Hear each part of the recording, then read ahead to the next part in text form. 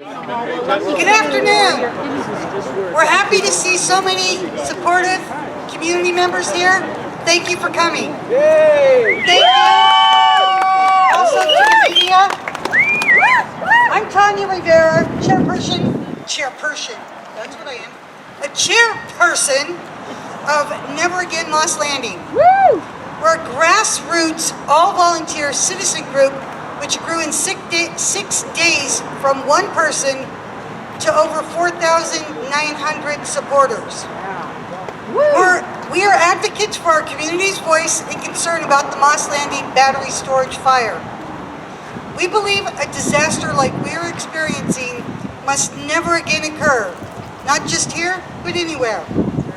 Soon after the fire, it became clear to our steering committee that both locals and people contacting us from as far away as New Zealand and Europe needed a better picture of why the Moss Landing disaster happened, what could have possibly prevented it, what safety fixes are needed to ensure a lithium battery storage facility won't blow up in their community or ours again.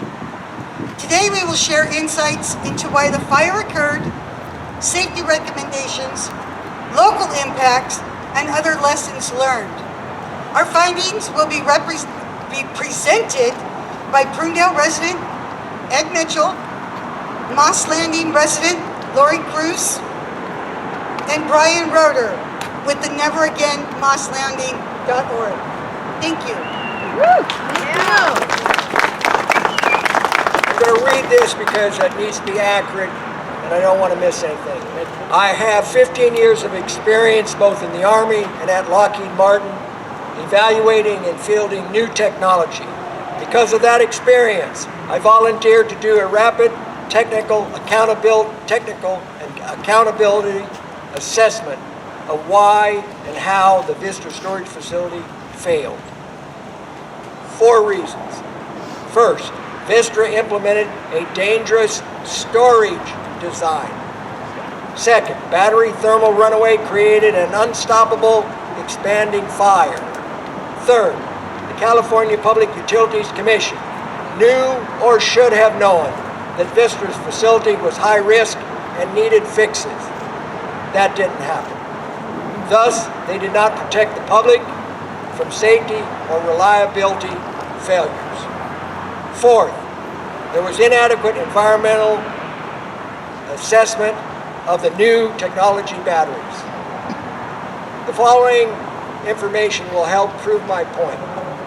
The California Powder Works from 1870 to 1920 in Santa Cruz, California, was the largest producer of dynamite west of the Rocky Mountains.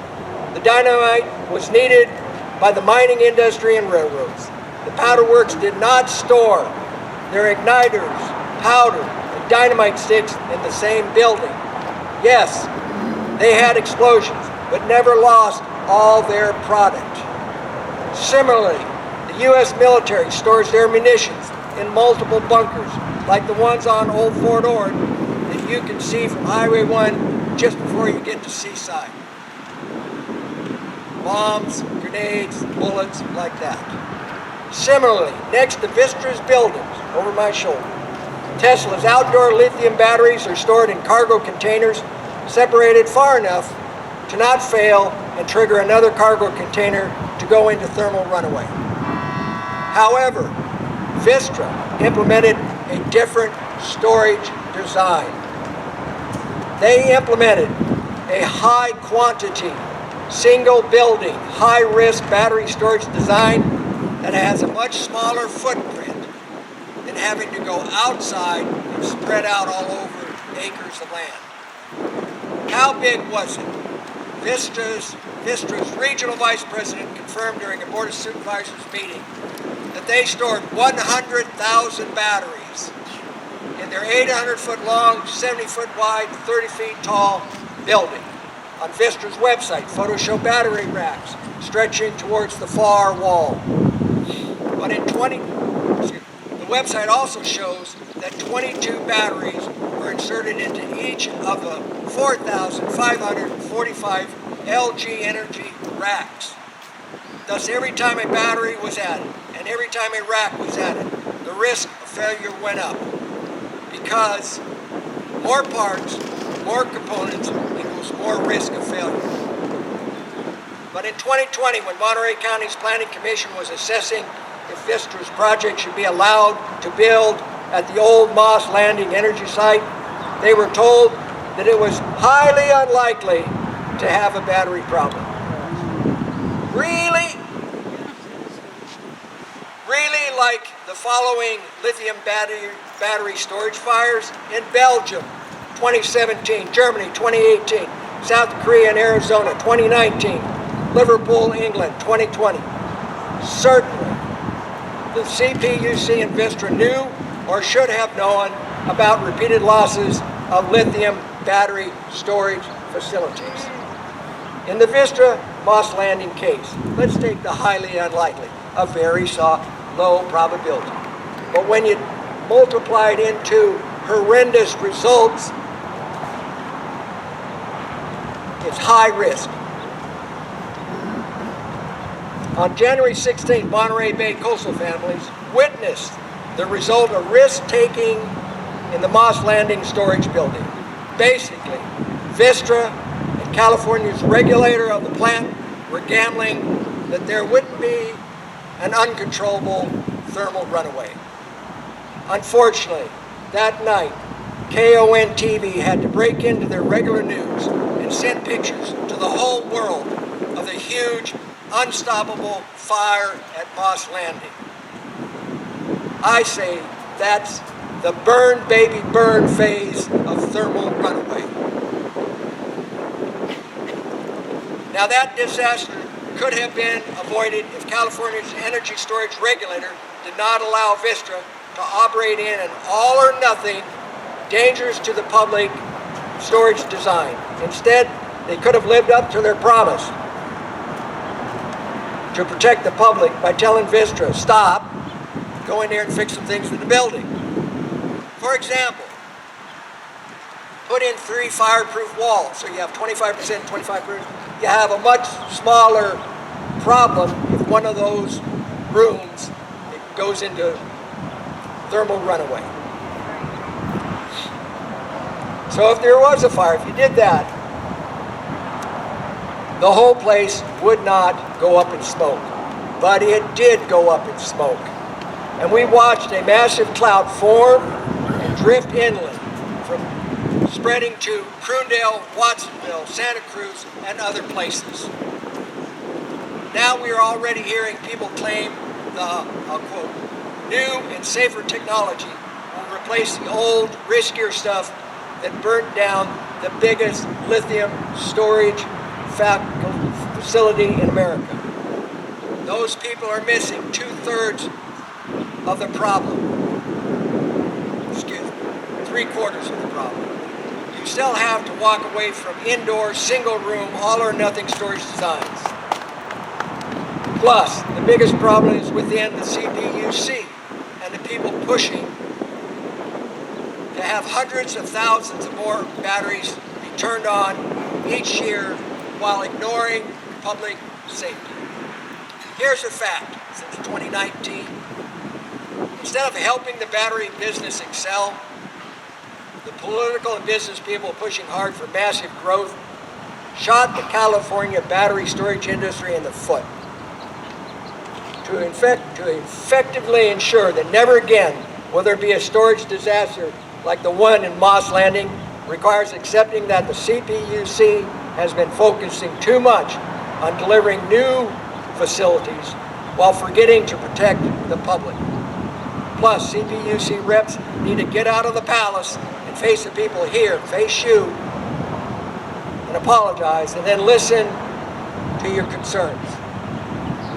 I encourage them, before they come to visit us, figure out the answer to these top concerns folks living with the aftermath of the fire and its polluting plume of smoke. Question 1. What are the short, long-term health impacts to me and my family? Question 2. When does cleanup start at the Vistra facility, and how will it be safely completed? Question 3. How will the CPUC ensure public involvement and input on any new and safer battery technology that will supposedly prevent thermal runaway? Question 4. An EIR must be performed on any new and safer battery technology and its storage design. When will the CPUC require Vistra to deliver its EIR, Environmental Impact Report, to the CPUC and to our County Planning Department for public comment? Question 5. When will the regulator of safe energy plants in California come out of hiding and tell the public her view of what went wrong and what her organization will do to make things right? By the way, we encourage the media to ask these questions of elected senators, assembly people, and members of the CPUC team. And I want to say this, there's a lot of people, hard working, diligent at the CPUC, but there was a screw up. What I've just provided defines the problem. Now I'll supply some quick air and ground findings. No emergency response drones were stored at the Vistra facility or with local emergency response organizations or later supplied by the EPA or the CPUC. So fire responders, we know these people, fire responders, were not provided aerial observation of on-site and off-site conditions. Imagine if this plant was someplace else or it was a different time of the year, you have high grasses or you have trees. Something off-site can occur. Neither was plume level sensing conducted. No one involved in the January 16th response area had the means to immediately fingerprint what chemical pollutants were in the plume, nor days later identify the strength of any lingering pollutants in the air. Plus, ground level air sampling personnel walking around like us did not have the means to detect lithium, nickel, magnesium, or cobalt that was used in the batteries in the plant. But the Moss Landing Marine Lab did, and they detected heavy metal in Elkhorn Slough's marsh dirt up to 1,000 times above normal historical measurements. State and county ground level sensing was within 3 miles of the plant. Listen, that night they were trying to get information to you and help protect people. And down close to the ground, it was looking favorable and not having something that would hurt you. But what goes up comes down. What goes up hot comes down cold later on.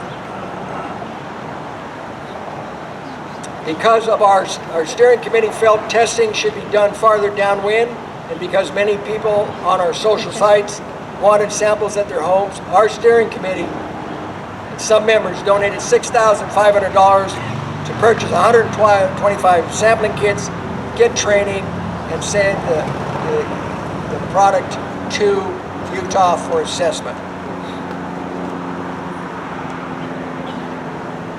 That community effort returned samples out to 30 miles from Moss Landing.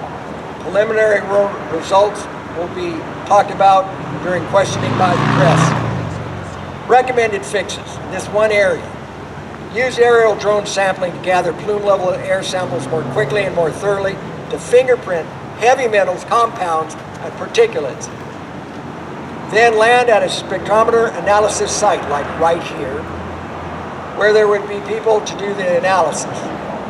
This approach can deliver initial results to first responders, county supervisors, to the health department in 4 hours for the first mission. You can set it up again and again.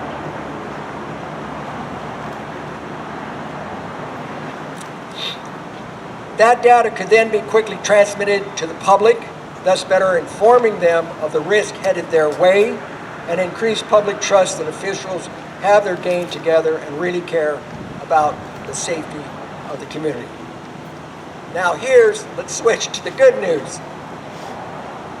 Assemblywoman Dawn Addis, who represents 20% of California's coast in 3 counties, Monterey, all the way down from Santa Cruz, all the way down to Paso Robles, and then on to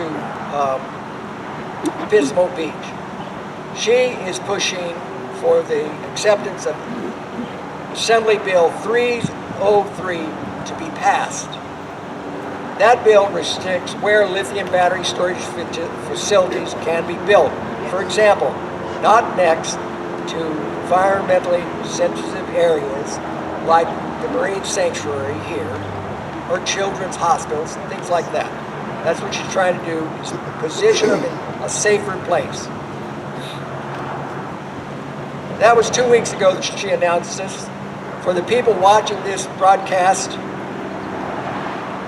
or getting it on the internet or reading a written account of this meeting, please Google the telephone number for your assemblywoman or man's office, senators, and call them up and leave a message telling them to support AB 303. Now I'll be followed by Lori Cruz, a resident of Moss Landing.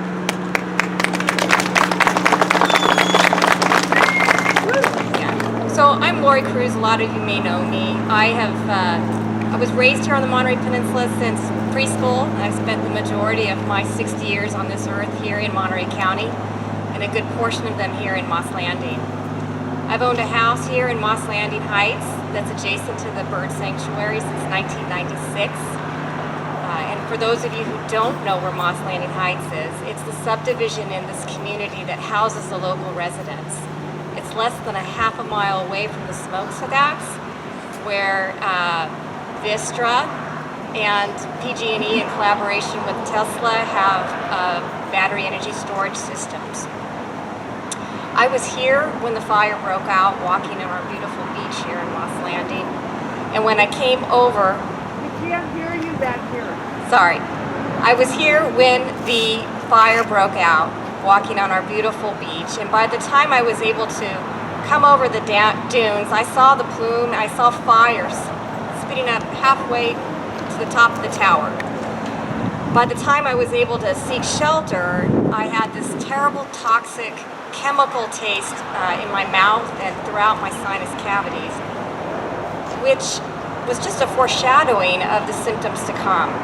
Unrelenting headaches, nausea, fatigue, respiratory issues, and abdominal complaints. Later I was to learn that these same common symptoms were shared by many in our community and throughout the Monterey Peninsula and North County, as well as residents in Santa Cruz County. In terms of the onset and nature of the symptoms, they were all the same, and the only common denominator was this fire.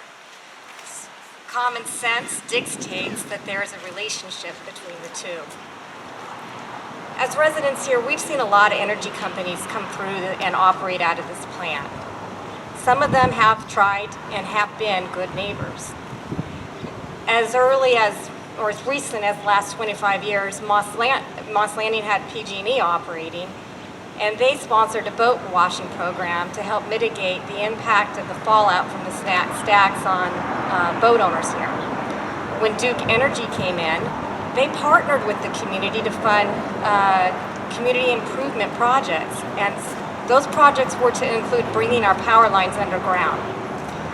Unfortunately, those funds were entrusted to the county, and after 20 years, only a fraction of the contemplated project was completed, and none of it in the location where the residents live and would have benefited from it. We remain at risk for fire in this very high wind area, and an area that gets the largest impact of storms that pass through. And we've seen that, what can happen to that, and we've witnessed devastation in Paradise, Lahaina, and most recently Altadena and Pacific Palisades. Unlike the former occupants of the plant, Vistra has not been a good neighbor. They have made no effort to partner with our community, and all of the tax revenue that has enticed counties like Monterey to allow these battery energy storage systems to come in do not come back to the local community. I welcome you to take a drive through our little town here, and you will see our roads are in complete disrepair. We wade through puddles, ankle deep, just to get our mail from the mail from the post office, and our electrical lines are still overhead. Vistra has brought a nuisance to our community. It has interrupted our quiet and peaceful enjoyment of the place we call home. In the mere 5 years that it's operated here, we've had 4 incidents at the plant. Now, Vista would like to marginalize those and say, well, that wasn't us, that was actually PG&E, or this really wasn't a fire, it was a thermal incident. But the impact on the community is the same. We have had to shelter in place. We've had to mandatorily evacuate. We've had the highway closed twice, this last time for a number of days. Our businesses have suffered. We have health issues, and there's a great amount of what's called toxic insecurity. People worried about their health moving forward and what will happen in the future as a result of this exposure. We have grave environmental concerns. This plant is located in an extremely sensitive area. We have the beautiful Elkhorn Slough, the protected Monterey Bay Sanctuary. We have a bird sanctuary that my house sits on. We're surrounded by prime agriculture.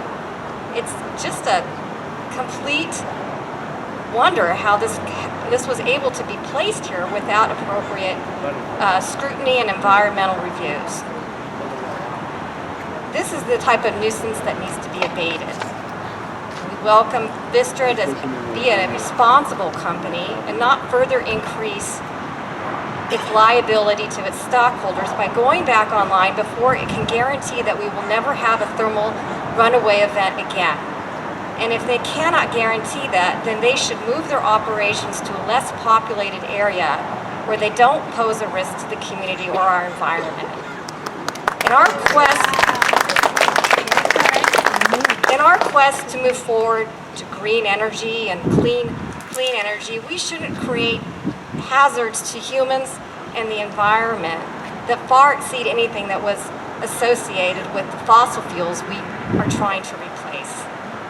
It's just common sense. Member of our steering committee, Brian Roeder, will give some insight into the sampling that our group conducted. My name's Brian Roeder. Our group has been taking several actions over the last 3 weeks to try and bring our community together and get you important information about what's happening to us. A little over 2 weeks ago, we sent out an email telling folks about the meeting in Prunedale. Folks started reaching out. One gentleman who's here, Michael Pocabla from Biomax Environmental, he's an environmental hygienist, reached out. Thank you, Michael. He reached out and said, how can I help? And I responded by saying, how do we get testing samples to show what came out of this fire? And he said, we can do it by taking surface samples. That was on a Thursday 2 weeks ago. And on Saturday, we put 150 sample kits into the hands of many of you. Thank you. And the next day you brought them back, 125 samples taken between Pescadero and Carmel and over to Hollister. We then anonymized those results. We made sure our data was properly handled so it would hold up under scrutiny, both with the scientific community that is now looking at those results and increasingly getting back to us saying, I've got your results, I'm looking at them, and into the hands of the government and the press and the public. Those results were tested by ALS Lab in Salt Lake City. You can look them up. They're one of the most reputable labs in the country. And with Michael's help, those samples were kept in a chain of control. That's not the right word, but you get the idea, that makes them usable by the scientific and legal communities. They hold up to scrutiny. Those results came back on Wednesday. Before I say what we did with them, I just want to ask you to give a round of applause to Michael. He has worked volunteer. He's put his company on hold. In many ways, we are all volunteers. We all have lives and families and livestock and animals and pets, just like you. The results came back,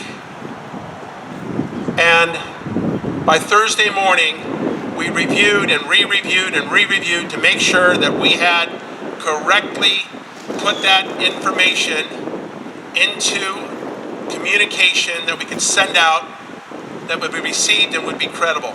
Not only did we have all the raw data and how it was collected, so we could show it was done properly,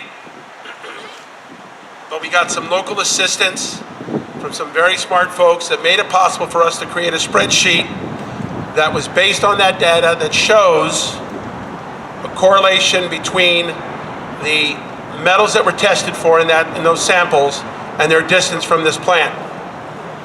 If you have not seen that material, you need to go to our website, which is very young and has a lot of work to be done. But you need to go to that site and send us, fill out the email and contact information. We'll send it to you. And tell us in the notes that you're looking for that information. We'll get it to you. But it's also been posted at several locations. We don't know how to interpret that data, but it exists because of your efforts. It's going out into the world to people who will know how to interpret that data and tell us what it means to us and our homes and our families. It's our hope that over the next week or two, we'll start getting answers to that data. But what we can tell you is that the numbers that are collated in that spreadsheet show, speaking personally, significant increases in certain areas in what appears to be the environmental baseline. The lowest numbers are all kind of in the same realm, furthest away, and they start going up significantly, depending upon. Now, they're not uniformly spread. There are all kinds of other factors, like are you on a hilltop or a valley? Did the wind come your way? But the results are clear that the numbers go up significantly, just like San Jose State found here. Not the same numbers, but significant increases. So, please go to our website, neveragainmosslanding.org. Please be patient. There's a lot of blank pages there. It's not the most beautiful thing you've ever seen, but it does, right on the home page, have a contact fill out, which goes to our desktop. 5 of us have access to it, and we're not sharing it. Your data's safe. We're your neighbors. So that's what we've done. The results are there. We'll let you know. It's all open source. As soon as we find out what the results are and the interpretation of the results, we will let you know. All right. Thank you for being here. We've got some more stuff for you, all right? Thank you.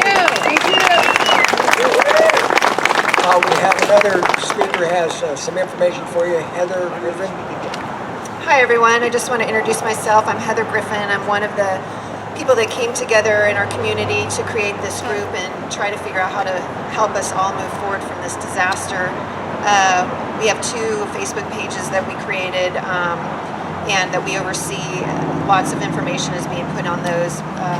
Moss Landing Fire Community Response Group and the Vistra Symptoms Group are the two groups. But I just recently found out last night after having blood work done that I have lithium in my blood work. And I don't take any medication. So I just want you guys all to know, if you have not had your blood work done, get it done. I just had the test done on January 29th. I live 4.5 miles from here, and I was not outside, and I did not come over here. I have to review everything with my doctor on Monday. And I did have a heavy metal panel done as well, but it's my understanding that that maybe doesn't include the 4 elements that were tested locally, so I might have to have another done. I got tested because I had a metallic taste in my mouth and gum soreness, and my teeth were sore. Even a week after the fire was put out, it wasn't going away. So I went and got tested. Everyone needs to go get their blood work done. Okay, so you can figure out if you have any health risks associated and how to take care of that. So also I wanted to note that on the Facebook page, I've copied a couple of letters that I've sent to Glenn Church, the supervisor, and I want everyone to know that there are 3 more facilities that are trying to go in between here and Santa Cruz. One of them is on 90. One of them is on 90 Minto Road, a BESS facility that New Leaf Energy is trying to put in. They're based out of Massachusetts. The Santa Cruz County Board of Supervisors had a meeting a week ago, and one supervisor recommended postponing the vote for the rezoning of that property, and it was shut down. They are still planning to vote for the rezoning in April, and citizens there are very concerned that if this gets passed, it's going to get fast-tracked, even though the information that they're putting out there is that it's not. So my letter to Glenn Church, because all three of our counties are very close together. We're on the northern end of Monterey County. So we've got Santa Cruz and San Benito, and these companies are targeting unincorporated areas specifically because they don't have city ordinances to prevent them from going in. We don't want our unincorporated areas around here filled with these BESS systems, and they're telling everybody on their propaganda that, oh no, this technology is safe, unlike what was at Moss Landing. But Moss Landing is only 3-4 years old, and if that technology was unsafe, they were telling us it was safe then. Okay, so what do we believe? I think the majority of people are very suspicious and apprehensive to believe them, especially when New Leaf Energy is out of Massachusetts. What do they care about us here? They only care potentially about their profits. So we have to come together and start writing and calling supervisors from all three counties, ask them to create an emergency moratorium on the approval of these BESS facilities, especially in unincorporated areas. The county, Orange County just recently did this last week. I don't know if you heard about it. They did that. We keep hearing that our local government has no control and no authority to stop them. I beg to differ. If you do what Orange County did and you all come together and say we are placing an emergency moratorium on these going in place, it's at least a start. It's at least us coming together as a community and say, we don't want these here. We need more regulation. There's so much more that needs to be done before we can possibly agree to put any more of these in place. So please, please, please get the word out. Go to supervisors meetings in all three counties, write your supervisors and call them and let them know that you do not want these moving forward. This is a fiery freight train that we need to stop. That's right. Yeah.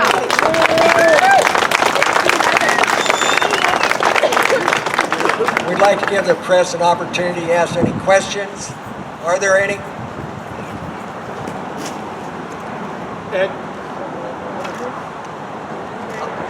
I want to get it from the press. Okay. What?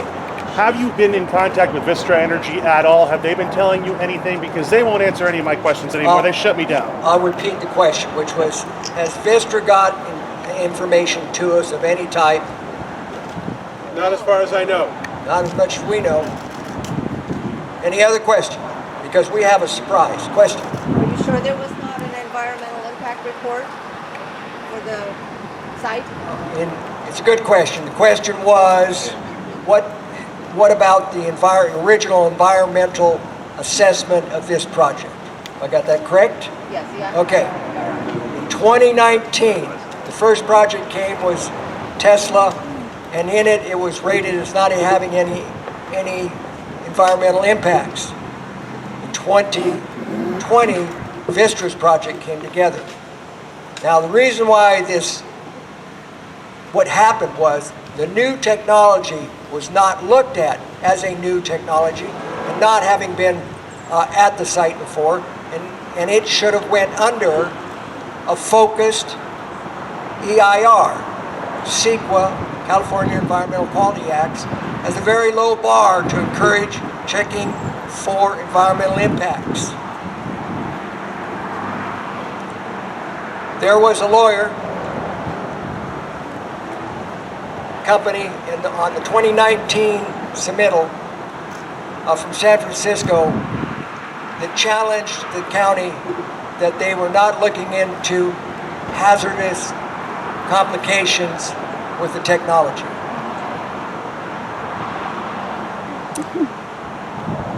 somehow they did not make their case strong enough. At least that's in the 2020 version of the results of the finding. What the Planning Commission decided was that they didn't make their case. Now I want to say that my personal feeling is that the Planning Commission was not informed by CPUC or by the applicant of thermal runaway and the inability to be able to stop it unless you have huge amounts of water. I encourage the investigators, which happens to be CPUC, that they look into to what degree did the applicant communicate about the risks of their technology. So it had, the original one had an EIR, but then the second No, there one, was no EIR in either of them. not 2019? Not in 2019, not in 2020. No, it did not. That's one of the reasons why we are encouraging CPUC to require an EIR on the new technology. I can say this to you. Yes, there is better technology. Lithium iron phosphate is a less risky battery. But the question is, does it have any thermal runaway possibility? Yes or no? Because you're witnesses to what it can do. Other media questions? Please, who are you with? The Pomeranian newspaper, Watsonville. Thank you. On the day of the fire, the most recent fire, I pulled up at the Sea Harvest restaurant at 3 o'clock, got out of my car and locked the door, and a huge alarm started sounding from below the towers there. Is that protocol? Do you know? Maybe one of our... We don't know, it's that simple. The question was, what is standard operating practice for warning the community of incident at the plant? Is that close enough? Right. It's a little more complicated than a yes or no. I can tell you from the surf community, they hear those alarms all the time when they're out in the water. The residential community, we got a warning on the third incident by the sheriff going around and knocking on our door, telling us to shelter in place. This last incident, we did not get that. There were a number of us that got the emergency warning at about, it wasn't at 3 o'clock, I can tell you. It was closer to 5:30 or 6. And not all of us got it. And it was on the Monterey County Emergency Alert text.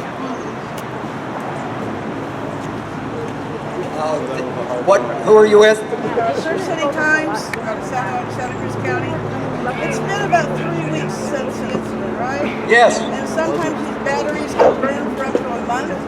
We just had a big rain. Do we know if there's any toxic fumes coming out of the plant now? The question is about the continual burning that can happen long after the main fire occurs. And I don't really have an answer. I know that they've been watching it. They sent out an alert when the rain was supposed to come in, but from what I know, it didn't trigger more burning. And if I may, at the meeting in Castroville 3 days ago, we did get an answer from the fire chief who was present, along with Glenn Church and representatives from the environmental and the health department. The answer from the fire department chief was that they're on site and they have been on site every day monitoring. They also said that they weren't aware of any additional combustion at the site, but they had not yet been inside the building because there's still a lot of debris and there is heat within the building still from the fire. Why couldn't ALS Lab interpret the results? Did they just validate them, or why couldn't they interpret them? And are they in St. Louis or Salt Lake? Their job is not to interpret. There's a lot of variation related to climate, soil, wind currents. They just can't. What they can do is provide the data points. We need people who are in this area or outside this area who have knowledge about those factors. I've heard from a professor at UCSC who has wind current data. That's all going to be laid down. There is an environmental baseline that varies from region to region, and they don't know what that is, so they did not interpret for all of those reasons and others that I'm not even aware of. So those people are out there, but that was not the job or the capacity of the testing lab. They gave us results. We have those. They're black and white. Now we can do something with them, with other people analyzing them. Thank you. I have one more question. Media, okay? Yeah. So, you know, when you have an event like this particular chemical that went up in the air on the thermal runaway initially, a lot of that went up into the air because that's the first chemical compound that comes out is what we're talking about here that went into the soil, into the air. Yes. Do you think that the county of Monterey acted quickly enough to warn its residents, and do you think they need a better plan in place moving forward? I can't answer that. I have no way to compare that. I know that we need more information, and I'm hoping the authorities will continue to give it to us. I'm not going to speculate as to your question, which was, do we think that they responded fast enough? I don't have an answer for you. People can form their own conclusions. Do you have anything to add?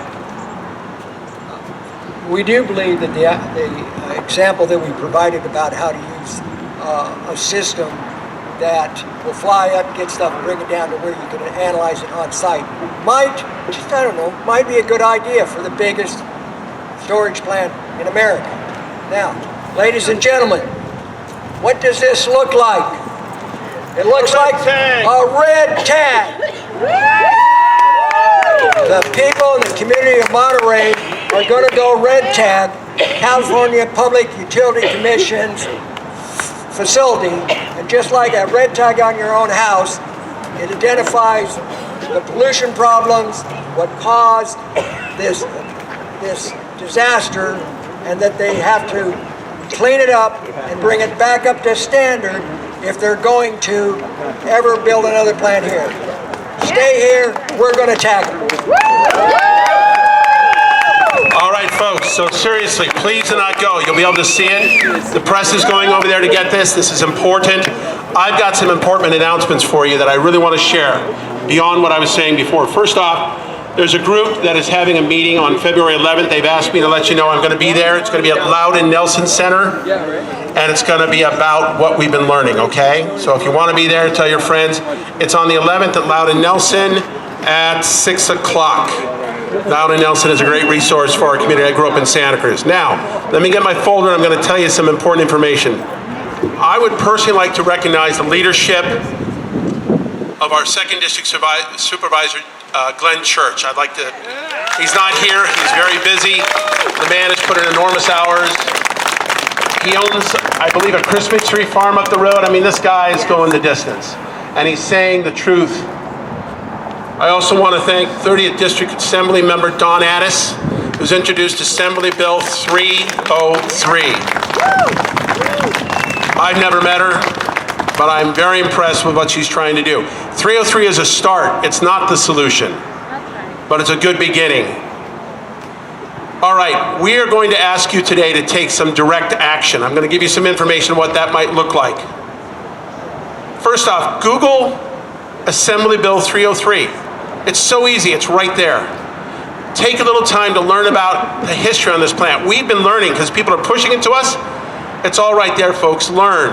This happened going into COVID. I had no idea. You know, take the time, and many of you already have. Keep doing it, please. Now, it's not totally clear at this time, unless somebody has other information, of the degree of Senator John Laird's support for that bill. All right? I'm asking you to flood his office with a request for emergency medical guidance and testing resources from Sacramento, as well as support for 303. What we have learned is that the medical authorities in this area have not reached out to the doctors or the labs to give them some guidance. I think they've been waiting for direction from Sacramento. John Laird is a powerful state senator, and we need, through him, to let Sacramento know that we need direction. I think the local authorities are good people. They live here too. They've been waiting for support and direction, and they haven't got it. I know that for a fact. They've had conversations, of course, but we don't yet have any guidance for our medical professionals. Heather mentioned earlier about the tests. You can't just call your doctor and say, I need blood tests, because they will give you your standard panel. For those of us who are old, we're familiar with that. We get these things all the time. You have to be educated about what it is you need. You have to tell your doctor that you need a specialized test for cobalt, for lithium, for manganese, and for nickel. And they're probably going to say, why? Because most of the docs don't know about what's going on unless somebody comes to the door. My wife got the test. They came back and said, oops, sorry, we didn't test for the things that you, I guess, said you wanted. Fortunately, her doctor did a little research and said, wow, these batteries have these 4 heavy metals in them and even more. So they came back, her doctor, took the initiative to find that out and come back and say to my wife, I'm sorry, we screwed up, we'll get the right test done. We have negative results coming in. They're at the symptoms Facebook group page. Oftentimes, I think it's because the doctors and the labs did not know what to test for. Get educated before going in and just getting a blood test. Know what you're asking for and make sure you get it. There have been some reports of doctors being dismissive. I'm sure that's the exception, not the rule, but you have to take responsibility to make sure that your doctor and your lab understands and confirms what it is you need and then go get it. We don't know how long or how, if these metals will move through our bodies. We don't know. I have not been able to find research that validates that question. I hope it's out there. Start with a baseline. You'll need it if you're going to have legal action. By the way, we're not involved with any legal firms. We're not representing anything. We're not representing to anybody what they should do. But if you do think you're going to end up in legal action, you need to get those tests done. Just like Heather, she's going to go find out what it means, but she's got the numbers, just like we do for our environment. Now, back to Senator Laird. Please, you got to call these folks. If they get a wave of calls, it goes up their food chain priority list, right? This can make a difference. There's a number in Sacramento you can call. You can find this online. I'll give you the number. You don't have to write it down. You only have to Google John Laird's offices. Number in Sacramento, 916-651-4017. Monterey, 831-657-6315. Santa Cruz, 831-425-0401. There are offices in all those locations belonging to John Laird. His staff hearing from you will mean they'll take it to him. Number 3, Ed was talking about the California Public Utilities Commission. There's another, perhaps even more important commission that has to do with these plants. It's the California Energy Commission. They're the ones that have been given the power to override the local community. And that law was passed in 2022 after this plant opened. And now, what we're hearing from Glenn and others is that they can't stop these. They can't stop them after this law passed. And the deciding body ultimately appears to be the California Energy Commission.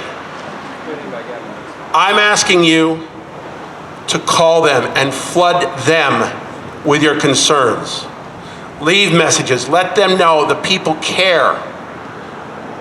Their number is 916-654-4989. There are other numbers also.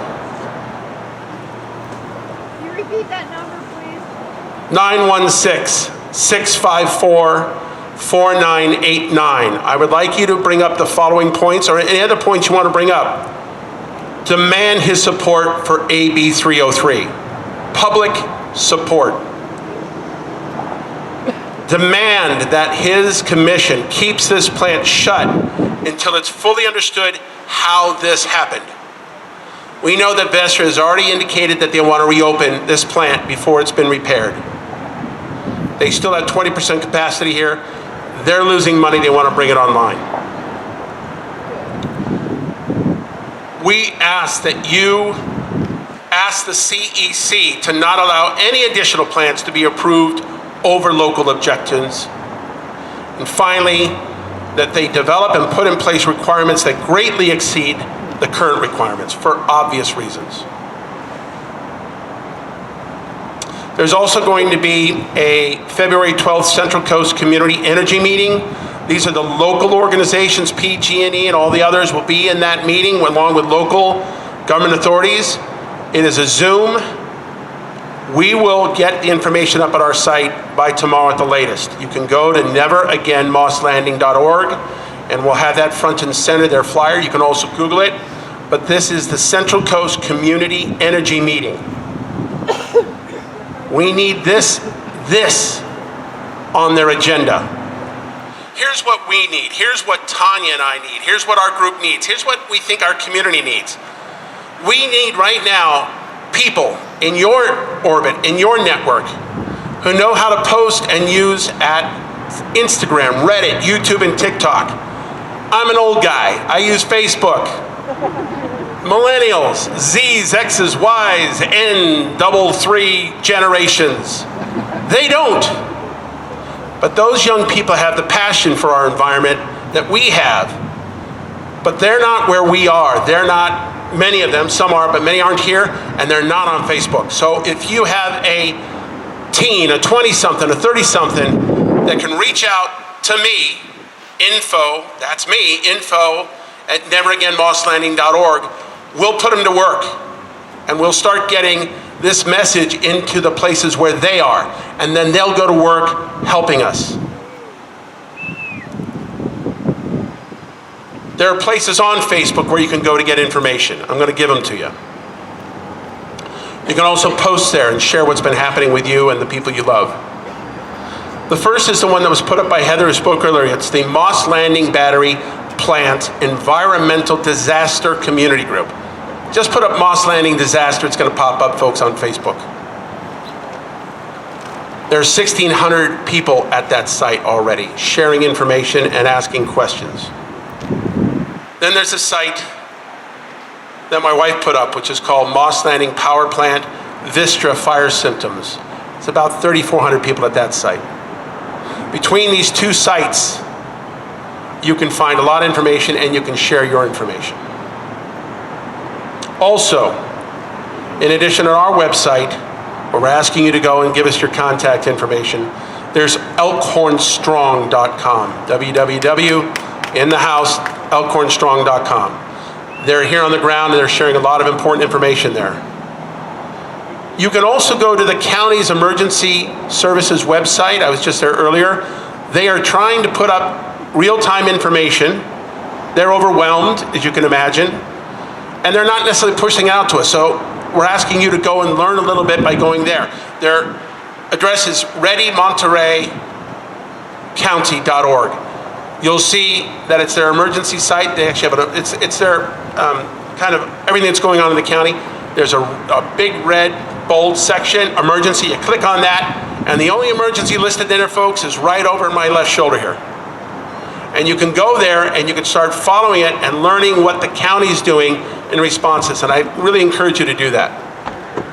Now, starting tomorrow afternoon, we're going to be bringing together our organization, what we're calling fire teams. And these will be groups of local citizens who will join into a Zoom. It'll be 45 minutes to begin with. And the purpose of these Zooms will be for our community to start talking to each other about particular aspects of this crisis and this disaster. And you can participate. The first one, which I'll facilitate, because that's one of the things I do, will be to just get to know each other. Who's in that Zoom and what do they do? What are their superpowers? How can we help each other? You don't have to be a scientist. You can be somebody who loves swimming in the ocean. I was telling somebody earlier. And you care about our ocean, which is one of the groups. These folks then will continue a discussion. I'll be setting up Zooms for people. They'll continue the discussion. And as a group, they'll get to help us understand what's happened with the ocean. They'll be the ones that reach out to Moss Landing Marine Labs. They'll be the ones that can give us the information so the next time we have a big gathering like Tanya made and brought us together at the Prunedale Grange, we'll have the beginning of some answers. And we'll start getting to know each other and how we can help each other through this. One of the core beliefs of our organization is that if this community is going to be in the room when that decision of that plan is made, we need to start supporting each other, talking, learning from each other what we can do, and working together. If we don't do that, we'll be separate and we will not be a part of the decision. Doesn't matter how good our arguments are, if we're not there making them in the room when the decision's made, they are not going to be heard. The groups are, and you can sign up for them by sending an email to info@neveragainmosslanding.org. The groups are cleanup, investigation and prevention, business impacts and evacuations, health and medical, agricultural impacts, ocean fishing and Moss Landing, air impacts, ground and well water impacts.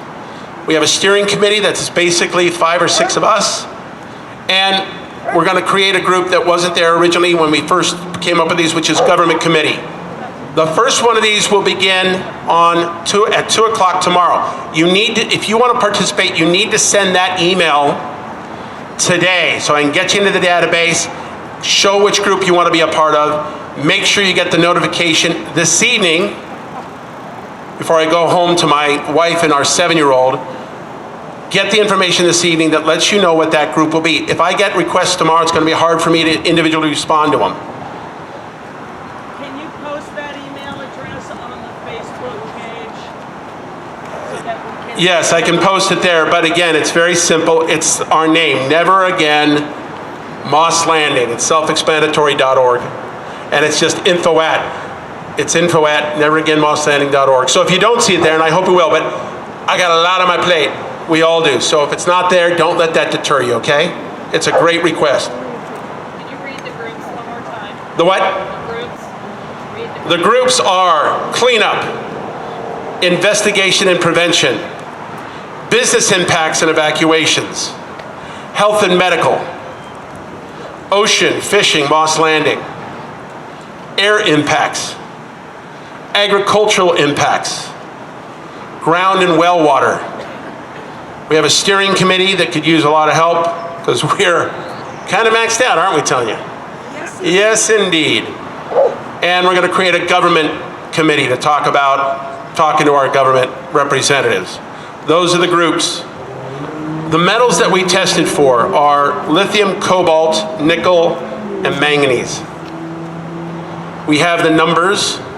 Some of you may have gotten this massive thing that had to go out because that's what the scientists say, the government folks say, and that's what they use to verify that we did this the right way. But in that, there is one document that you should look at, and it is the spreadsheet in which we collated the amount of those 4 elements at the sites that were tested and cross-correlates with their distance from the plant. I encourage you, all of you, when you get that, go to the last entries where they apparently didn't really have impacts and look at those numbers first. They're pretty low compared to some of the other numbers on that sheet. Now, we don't know how to interpret that. I already said that. But if you look at the results from the places that were clearly not impacted, and you look at the results of places 5, 6, 7, 8 miles from here, you're going to see a big difference. Now, please don't form a final conclusion. Don't put your house on the market. Don't tell people that you're never coming home again. Or you can do that if you want, but we don't know what those mean. The environment has levels in it, right? Don't freak out. Look at it, get informed, and then work to get answers, please. We have not formed conclusions other than the numbers do strikingly go up in certain locations. That's obvious to anybody who looks at these numbers. Okay? Go ahead, Ed. We red tagged it. Yeah, we did. We had some people, we said we'd get the mic up so the public can talk. Before you do that, I've got a really general question, because I've been involved with these people, the group since the beginning, and I'm confused on that lawsuit. And does this group have any recommendations, the one that's being advertised in parent? I think it's really important because I don't know if my work is duplicated by some law firm. Are you asking about the lawsuit? Yeah, and I want to know how our group. So, we're not involved with that at all. I want to make sure that's very clear. We have not taken any steps to reach out to any legal firms to try and give any advice about what you should do. We don't know. We don't know that firm that's clearly on the ground and very aggressive. That's fine. you've got to go there and research it yourself. You got to ask around, right? These people have enormous resources. Does that mean you're going to get a giant check if you've been damaged? I have no idea.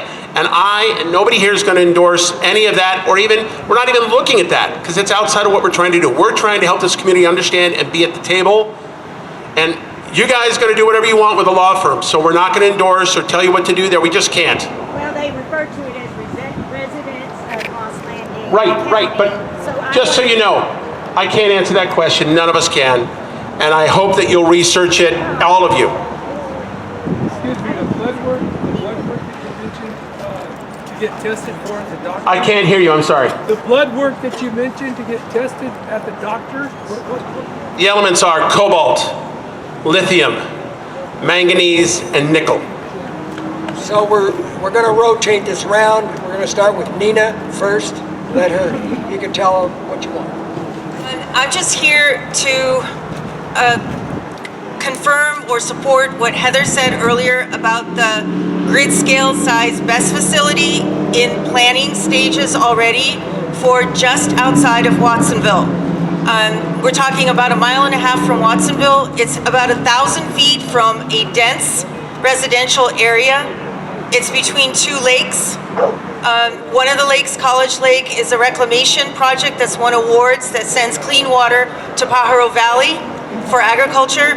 Contrary to what the county is doing, this project has been in the works since 2019 without any communication to Santa Cruz County residents. Last August and October, Santa Cruz County pushed through in concept, meaning they already approved it in concept, a new ordinance, a new overlaying district that will combine several different sites of about 13 to 15 acres to put in multiple BESS facilities in Santa Cruz County. The BESS facility that is being built by New Leaf Energy outside of Watsonville is already in planning stages.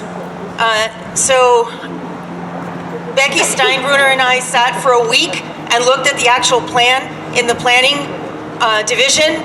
That plan is not available for public purview. You can't take photos of it. You can just sit there and look at it and take notes on it. I just really encourage you to spread the word that there's a BESS facility in planning stages that is in the planning division. I think I am correct to say that what happened here is those plans never left the planning division in these plants right here. So it has to go beyond. It has to be a full EIR. I'm asking also to support what Heather said. We need to work to create a moratorium, an emergency moratorium to stop future BESS facilities, either here in Monterey or in Santa Cruz, and also to call for an ad hoc expert advisory committee that consists of expert professionals in this industry area, not people representing these energy companies, but a non-biased ad hoc advisory committee, because I don't think that anyone who was making these decisions in the Monterey County area, the council members, I don't think they knew what they were looking at the time. Thank you so much. One comment, before you leave, if you could go by the coffee shop and get a cup of coffee or drop off a few bucks, they're hurting. First thing I want to say is that I'm amazed that it's went from one person putting a Facebook page up to literally thousands of people organizing now. And the leadership of this movement is so inspiring. It's incredible. So that's the biggest thing. Second of all, I live in Seacliff, and I got the email from the county of Santa Cruz, and they said, oh, everything's fine. So I opened the door to go to a meeting downtown at the county building, and my eyes immediately burned. And now my mouth has been burning since then. And I can't, and so I have tried miso soup every day. I'm doing seaweed. I'm doing vitamin A, vitamin D, everything, and it still won't go away except for on the 2 days that it rained. And as soon as the rain stopped, my mouth started burning again. And the other thing is that there is a committee meeting coming up for people in Santa Cruz County to focus on Santa Cruz County and to take some of the, so that the Never Again Moss Landing doesn't have to be focusing like just on that as well. They've got enough to do down here. So I don't know when the meeting is. When's the meeting? 13th at the Porter Memorial in SoCal at 6 o'clock. So if you're a Santa Cruz County person, we're trying to build a movement in Santa Cruz, because there's also not only the Watsonville station that is going forward really quickly. They're thinking of putting one behind Dominican Hospital attached to that electric infrastructure that's behind that, and also they have one by Aptos High that they're talking about doing. So we're trying to stop all three of those, and there is a lot of money. So the one thing is we're up against it, according to the last thing I looked at online a couple of days ago, Vistra is a $55 billion market cap right now. This is a really serious issue because now with the massive buildup of Stargate and $500 billion to do more even underground nuclear power stations, they need electricity. So they're going to fight tooth and nail to stop us. So we really need to organize. Then we have a meeting where Brian will be giving us even whatever information from today up till Tuesday at Loudon Nelson, as Brian had said, at 6 o'clock. And we hope anybody in Santa Cruz or up that way can come there. And then the final thing I want to say is I was at a service for a young friend of mine that burned himself up in front of City Hall in Santa Cruz, and virtually no one had ever heard of a lithium battery fire. They assumed there was some car caught fire around here, and they live in Santa Cruz. There was over 300 people at that event, and very few people had ever heard of the world's largest lithium battery fire happening on January 16th in their community. So we got to get the word out. Thank you. I have a granddaughter who has attended, she's now in 7th grade and has attended North County, actually Elkhorn School, and she's now at North Monterey County Middle School in Castroville, which is about 3 miles from here. The day of the event at 3 o'clock, she was at school, and a number of kids were doing after-school sports, including my granddaughter, outside. I went to pick her up at 5:30. The flames were screaming. There was a whole bunch of kids that were outside.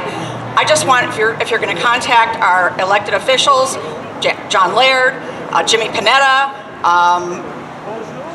whoever, Glenn Church, remind them that there are 4,500 students in the North Monterey County Unified School District. We need to protect our kids. And I'm scared for my granddaughter going to school every day. Thank you.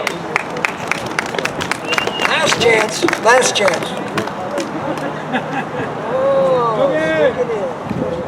I'm going to make this just real quick because I know everybody's kind of tired of standing. But I wanted to ask of you in your daily routines, can you keep an eye out on the flora and fauna, the plants and the animals, and the changes that you see in that? Like, for example, down there at if any of you know where the Moss Landing Middle School is, a lot of those trees have died, and they're a lot more in really bad shape. And I believe that was from some from the fire, but some from just the emissions from those stacks. And other places people have noticed are like black mold on their plants in their yard. So if you could just make a note when you see things like that, I think that would be very helpful in the long run with all the impacts that are going on here. Thank you. See you, folks. Thanks for coming. Thank you.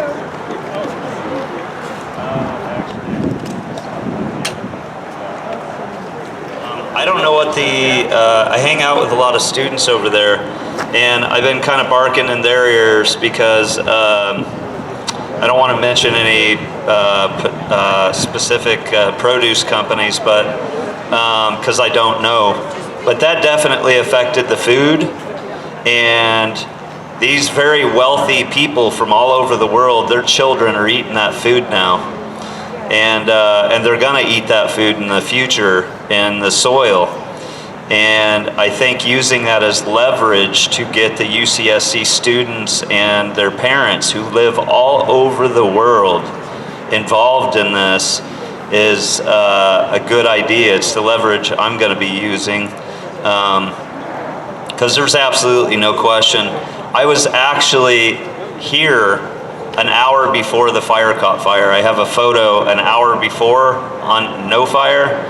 And I went down to the restaurant, came out, and it was on fire. And I sent videos and photos over to the news broadcast because we were first on site. And I got stuck here for the night. And even though the smoke was blowing that way, I definitely had metallic taste all night, the whole deal. Stuck here for half of the day. They finally let me go to Monterey.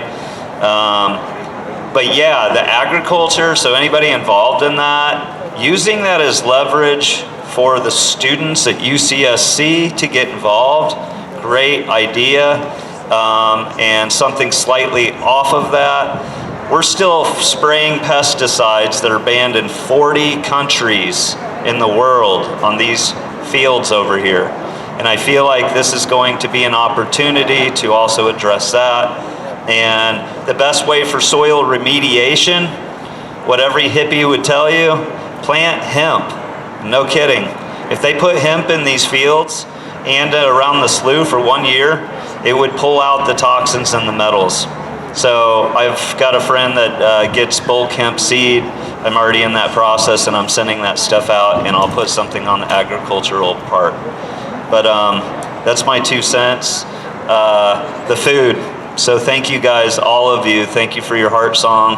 And I'm 50, and I will get these young adults involved at UCSC and all the colleges over in Santa Cruz. Thank you. Blessings.